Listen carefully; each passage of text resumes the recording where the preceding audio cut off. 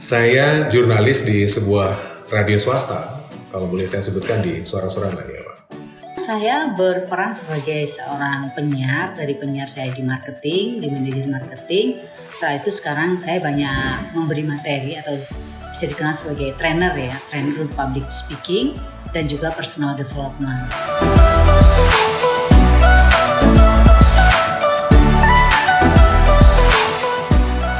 Suatu hari waktu ada open house, saya datang di situ, ternyata dari pelayanan itu bagus.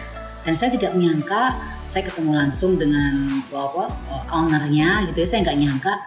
Tetapi dalam melayani itu beliau bukan diserahkan kepada timnya, tetapi beliau juga turun langsung untuk melayani.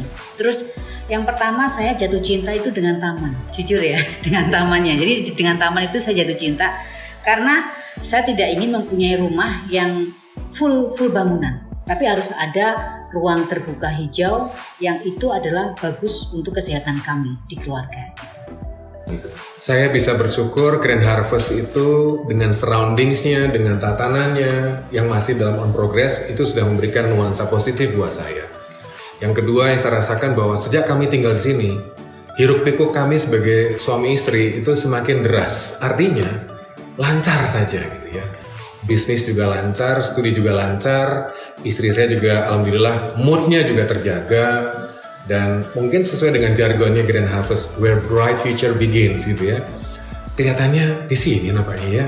Karena alhamdulillah rezeki kecil-kecil ada aja gitu, ada aja. Mungkin hokinya istri saya sebagai menteri keuangan dan hokinya anak saya. Gitu.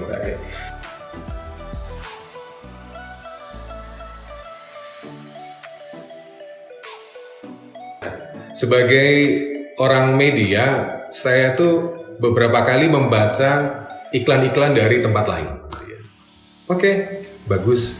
Tapi nggak tahu, saya pertimbangan kembali kemari adalah karena pertama lokasi. Kedua, konsiderasi kami adalah dekat dengan rumah. Jadi katakanlah kalau ada apa-apa, mudah-mudahan tidak gitu.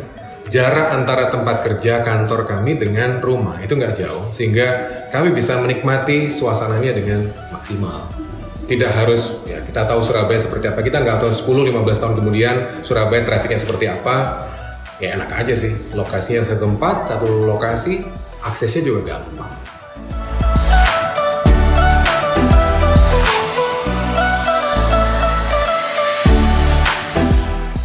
Bagi saya, rumah itu adalah bagaimana kita bisa beristirahat, dalam arti kita menikmati keseharian kita gitu. Dan di sini saya benar-benar mempersiapkan diri ya untuk bisa tinggal di Grand Harvest itu.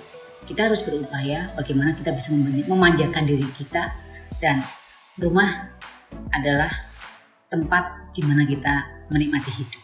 Gitu. Saya berharap Abdel Nusa dan tim Prowesnya tidak berhenti berkreasi dengan karya-karya hebat. Karena saya, seperti yang saya katakan tadi, sudah melihat beberapa tempat establishment di kota Surabaya yang menawarkan keindahan-keindahan. Tapi kalau kita bicara soal rumah, bicara soal aset seperti ini, hati juga bermain. Dan disitulah poinnya.